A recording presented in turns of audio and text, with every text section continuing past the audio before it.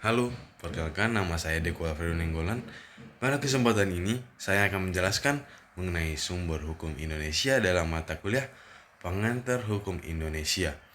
Video ini dibuat untuk menjelaskan pengertian sumber hukum, jenis-jenis sumber hukum yang berlaku di Indonesia, dasar hukumnya, serta contoh penerapannya dalam kehidupan nyata.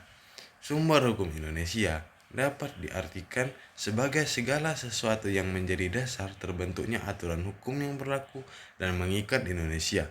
Sumber hukum berperan penting karena menjadi pedoman bagi pembentuk peraturan perundang-undangan, aparat penegak hukum, serta masyarakat dalam memahami dan menjalankan hukum secara tertib dan adil. Dalam sistem hukum Indonesia, sumber hukum dibedakan menjadi dua, yaitu sumber hukum formal dan sumber hukum material. Sumber hukum formal adalah bentuk atau cara suatu aturan memperoleh kekuatan hukum yang mengikat secara resmi. Sumber hukum formal yang paling utama adalah undang-undang. Hal ini ditegaskan dalam pasal 7 ayat 1 Undang-Undang Nomor 12 Tahun 2011 tentang pembentukan peraturan perundang-undangan yang menyusun hierarki peraturan mulai dari Undang-Undang Dasar Negara Republik Indonesia tahun 1945, ketetapan MPR, undang-undang atau peraturan pemerintah pengganti undang-undang, peraturan pemerintah, peraturan presiden, hingga peraturan daerah provinsi dan kabupaten atau kota. Semua peraturan tersebut memiliki kekuatan hukum yang mengikat sesuai dengan tingkatannya. Selain undang-undang, sumber hukum formal lainnya adalah kebiasaan atau hukum adat. Kebiasaan merupakan pembuatan yang dilakukan secara berulang-ulang dalam masyarakat dan diterima sebagai aturan yang wajib ditaati.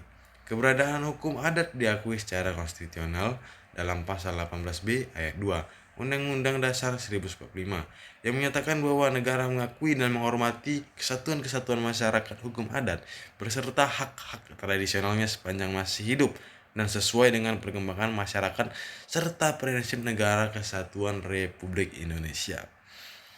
Sumber hukum formal berikutnya adalah jurisprudensi, yaitu putusan hakim yang telah berkekuatan hukum tetap dan kemudian dijadikan pedoman oleh hakim lain dalam memutus perkara yang serupa. Jurisprudensi berfungsi untuk mengisi kekosongan hukum dan menciptakan keseragaman dalam penerapan hukum. Selain itu, terdapat pula traktat atau perjanjian internasional yang dibuat antara Indonesia dan negara lain yang telah diratifikasi sehingga berlaku sebagai bagian dari hukum nasional. Sumber hukum formal yang terakhir adalah doktrin, yaitu pendapat para ahli hukum yang memiliki pengaruh besar dan sering dijadikan rujukan oleh hakim maupun pembentuk undang-undang dalam menafsirkan suatu ketentuan hukum. Selain sumber hukum formal, terdapat juga sumber hukum material. Sumber hukum material adalah faktor-faktor yang mempengaruhi isi atau materi suatu aturan hukum. Faktor tersebut dapat berupa nilai sosial, budaya, moral, agama, kondisi ekonomi, serta kebutuhan masyarakat. Sebagai contoh, nilai kekeluargaan dan gotong royong yang hidup dalam masyarakat Indonesia sangat mempengaruhi pembentukan hukum adat dan hukum perdata internasional. Untuk memperjelas penerapan sumber hukum Indonesia dapat dilihat melalui contoh kasus sengketa tanah adat. Misalnya, terjadi sengketa kepemilikan tanah ulayat antara masyarakat adat dengan sebuah perusahaan yang memiliki izin usaha dari Pemda atau pemerintah daerah. Dalam menyelesaikan kasus tersebut, hakim tidak hanya mengacu pada undang-undang seperti Undang-Undang Pokok Agraria, tetapi juga mempertimbangkan hukum adat setempat yang masih hidup dan diakui oleh masyarakat. Selain itu, hakim dapat menggunakan jurisprudensi dari putusan-putusan sebelumnya yang memiliki karakteristik perkara serupa sebagai bahan pertimbangan hukum.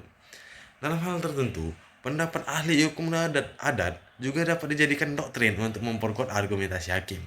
Hal ini menunjukkan bahwa dalam praktiknya, sumber hukumnya Indonesia saling melengkapi dan tidak berdiri sendiri.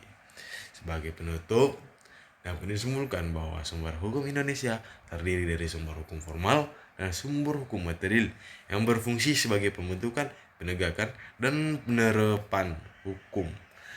Pemahaman terhadap sumber hukum sangat penting. Kenapa? Agar hukum dapat ditegakkan secara adil, konsisten, dan sesuai dengan nilai-nilai hidup dalam masyarakat Indonesia. Dengan demikian, penjelasan saya dapat saya sampaikan. Semoga dapat menambah pemahaman mengenai sumber hukum Indonesia. Terima kasih atas perhatian Bapak atau Ibu dosen. Hanya ini bisa saya sampaikan. Mohon maaf jika saya ada kurang sopan atau salah-salah kata. Izin dari saya Deko Firdaus Nainggolan dari kelas 1 IPB. Terima kasih.